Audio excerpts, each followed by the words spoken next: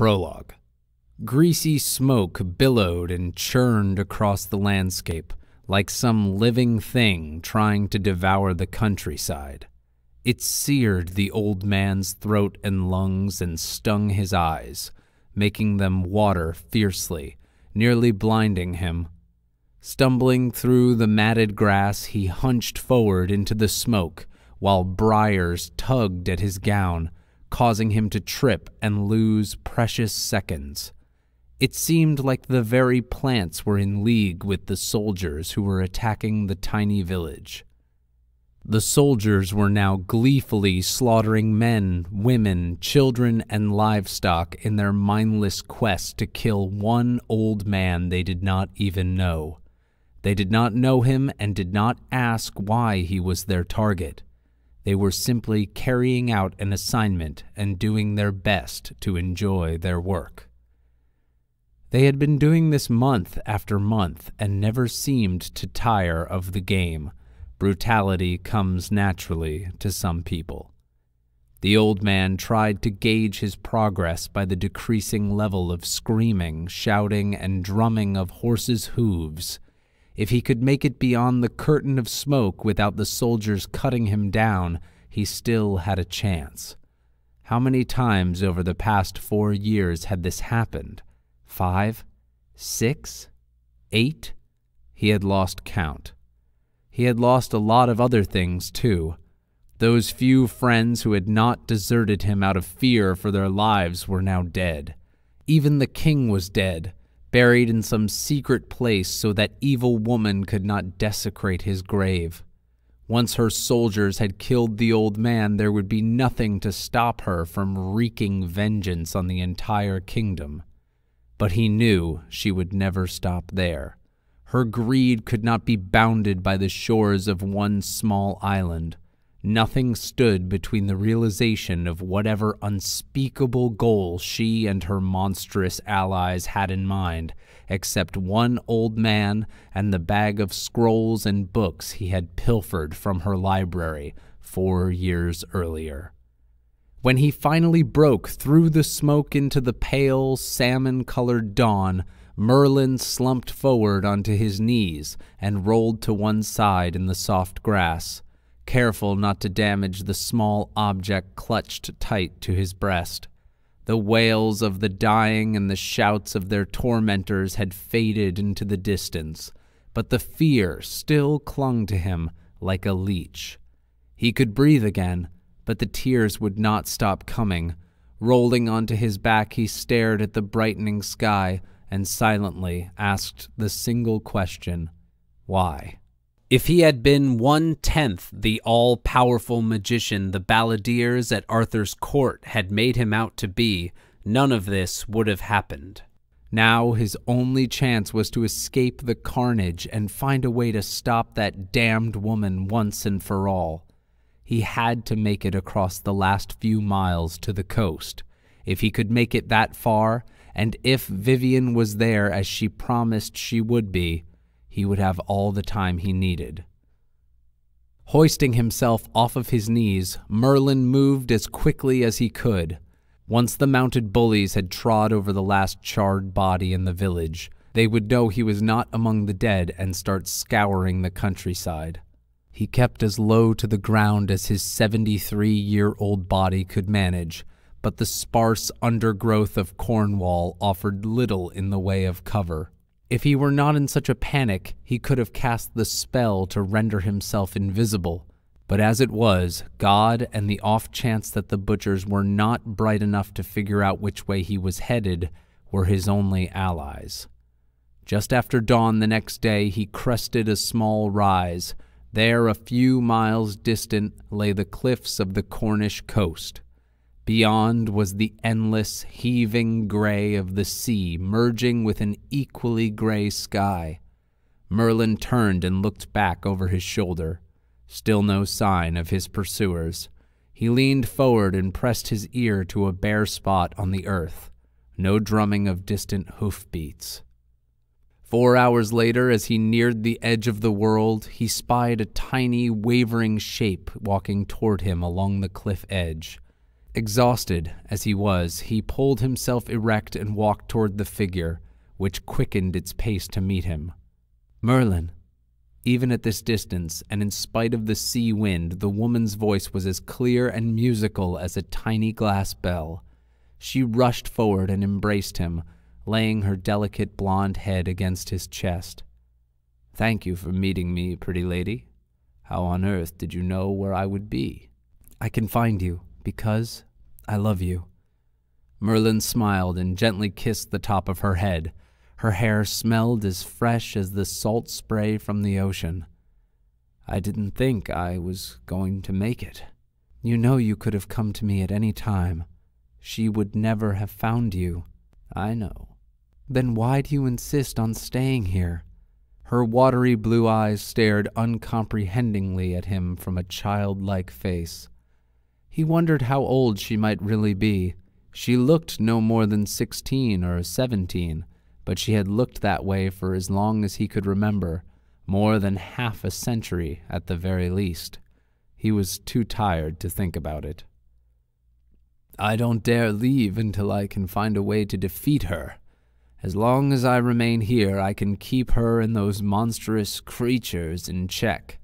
Eventually, I will find a way to stop them permanently, but I need you to help keep me safe till then." She sighed and nodded. "You mortals are all the same, so involved in doing things, plotting and scraping. You will never change, and I will never understand you." "You will never change either, my love." "That's different, and you know it." She slapped his chest playfully with one tiny hand.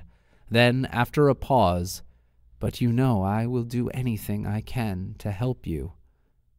"Thank you, Vivian." He looked around at the landscape as though expecting it to reveal some bit of information. "Where is the place?" "Just up here, less than a Roman mile." She tugged at his sleeve. "Walk with me."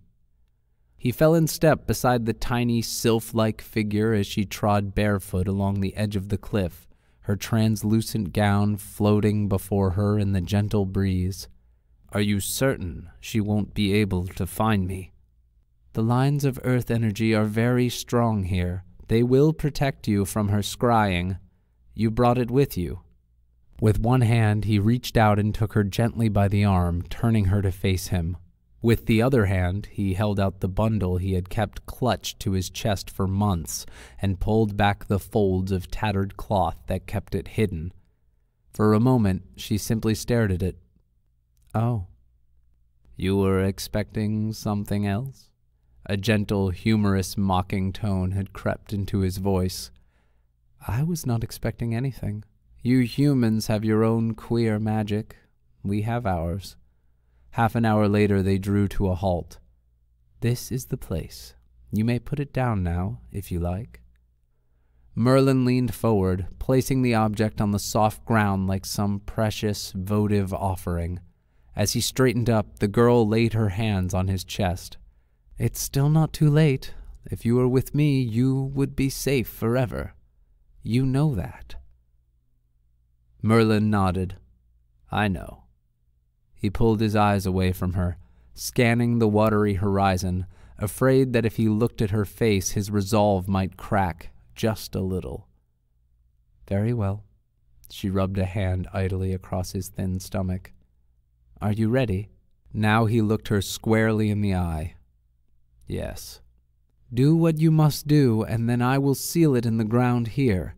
She pointed to a spot a few feet to the left, where the energy is strongest. They stared at each other for what seemed like a moment removed from time, filled with longing and impending loss. Then Vivian spoke again. "When you have done whatever you think is necessary to stop her, call me again. I will hear you and come for you. I don't know how long this may take. A year, 10 years, I just don't know." She laughed and hugged him. "You know such things mean nothing to me. And so long as you are here, they will mean nothing to you either. A day, a century, they will all be the same to you as they are for me." Merlin nodded silently as she spoke. And when you have done this foolish thing you feel you must do, and I have come for you, then you will be free to be my love forever." Wordlessly, suddenly, the old man grabbed the delicate girl thing, whispering, "Yes, I promise," and crushed his lips to hers. "Good." Then it settled. Her eyes sparkled like a happy child. "Do you have your precious scrolls?" Merlin smiled thinly and patted the cloth bag slung over his shoulder. "If I didn't, it would be a little late to go back for them now." "Then do what you must do." Merlin turned toward the sky, raised his hands, and began invoking the power of God. "In nominos patri—" "Wait." He broke off, turning back to her. "I have been so confused and so tired, I almost forgot. The sword. Do not worry.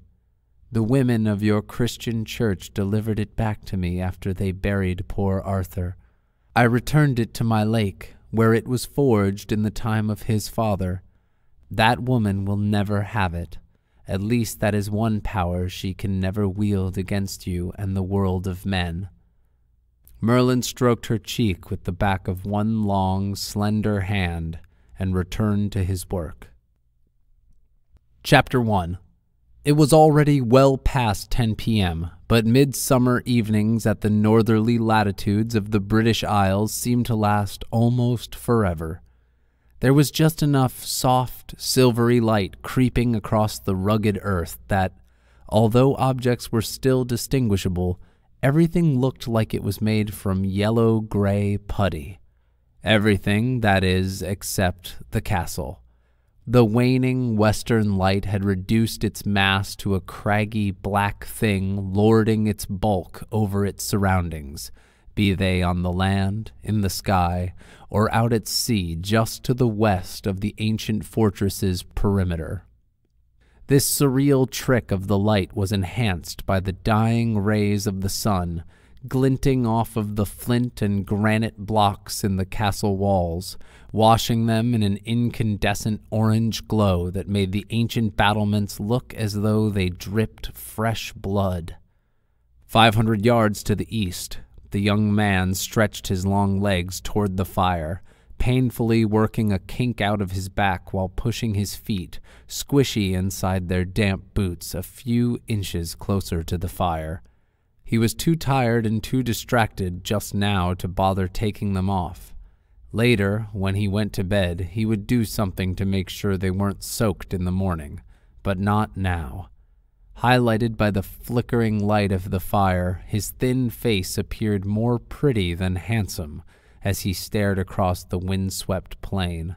In the near distance, he could hear the others laughing and talking outside their own tents, huddled near their fires to ward off the chill sea air. But his mind was too far away to care. He was totally engrossed in studying the formless outline of the castle Tintagel. The name alone, even without its massive bulk looming up directly in front of him, was enough to send tiny shivers across his back.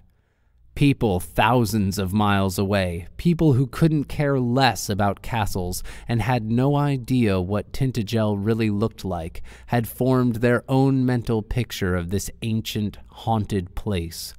There were few people anywhere, he imagined as he pulled his long, dirty blonde ponytail free from behind his back, who had not heard the stories.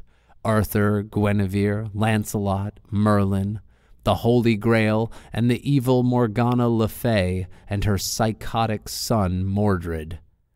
And here he was, only a few hundred yards away from it.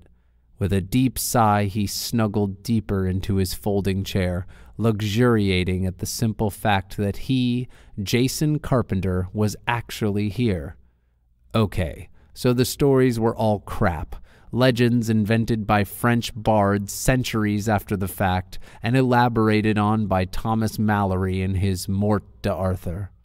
The castle itself was now no more than a shattered pile of flint and granite, blasted nearly out of existence by 800 years of abuse and neglect. But it was still Tintagel, and it seemed to be everything it should be. especially in the ghostly half-light of late evening. Jason knew that as an archaeologist, a grad student in archaeology, that he should be more concerned with his work than with silly romantic stories. That was the realm of literature students.